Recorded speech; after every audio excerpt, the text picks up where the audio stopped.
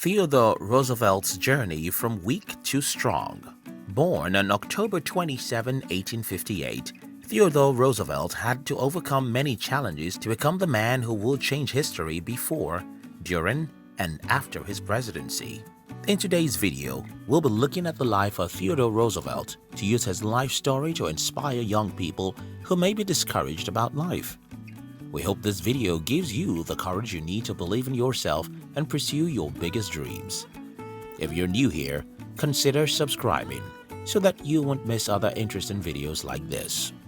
Childhood. Theodore was born the second of 4 children to a successful businessman of a father and a Southern mother in New York City, and as far as childhood goes, he had a rough one. Little Theodore was born afflicted with asthma and had a weak immune system.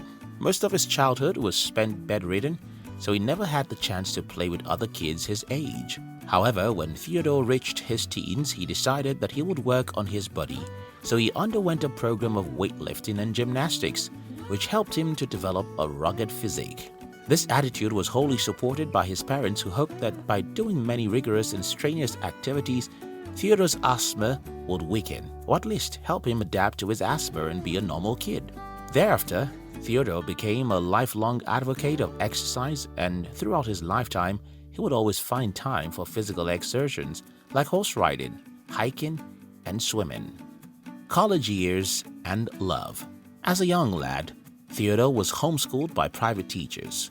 In 1876, Theodore was admitted into Harvard College, where he studied a wide variety of subjects and where he took on boxing and wrestling, becoming one of the best boxers in the college. During his time in college, Theodore met and fell in love with a young woman from a well-known New England banking family named Alice Hathaway Lee. By 1880, the lovebirds were married, after which Theodore enrolled in Columbia Law School. His time there was short though, because he dropped out after a year to pursue a career in public service.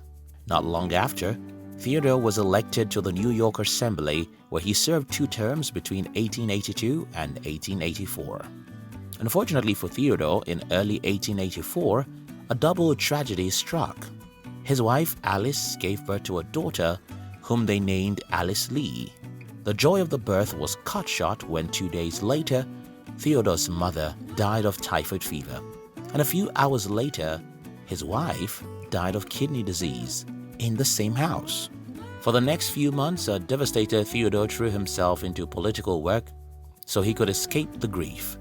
Eventually, he left his baby girl in the care of his sister and ran away to the Dakota Badlands. Away from home. Out in the West, Theodore soaked in the frontier lifestyle. He purchased 2 ranches and 1,000 herds of cattle. In the hardship of the western frontier, Theodore flourished, hunting grizzly bears, riding for days, herding cows, and chasing outlaws as the frontier sheriff. As had been his experience, all good things come to an end. In 1886, Theodore headed back to the east, and unfortunately, the next year, a devastating winter wiped out most of his cattle. Fortunately for Theodore, his journey back to the east allowed him the opportunity to rediscover love for his childhood sweetheart, EDITH CAROW. They got married in 1886 and moved to Oyster Bay in New York, where in addition to raising his first child, Alice, the couple had 5 other children. Renewed interest in politics. Upon his return to New York in 1886, Theodore tried to resume his political career by running for mayor, but he failed. 2 years later, he was involved in a campaign for the presidential nominee, Benjamin Harrison. When Benjamin won the election, he appointed Theodore in the Civil Service Commission. 5 years after that, in 1893, Theodore was reappointed as commissioner by the new president, Grover Cleveland. As a commissioner, Theodore worked hard to enforce the civil service laws, which resulted in him regularly clashing with politicians and party regulars who wanted him to ignore or bend the law in favor of patronage. But Theodore served dutifully until 1895, when he became the president of the New York City Police Board. During his time there, he demonstrated honesty, which greatly displeased the party bosses. Not to mention cleaning up the corrupt police board and enforcing laws that banned the sale of liquor on Sabbath. Rough Riders.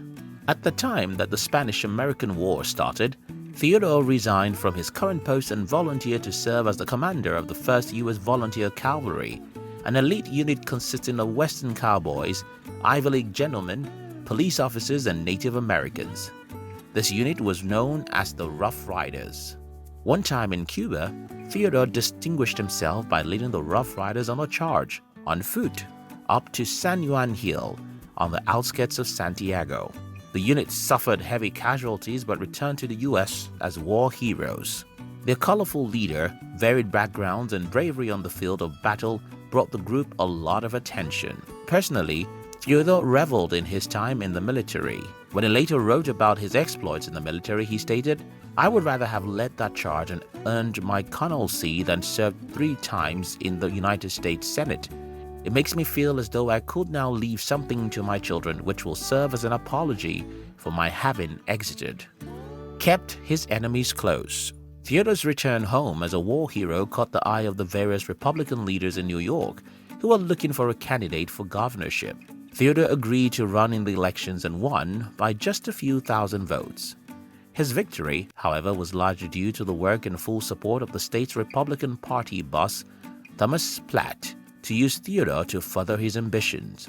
Even though Theodore and Thomas agreed to consult each other on matters of patronage and policy, Theodore was his own man.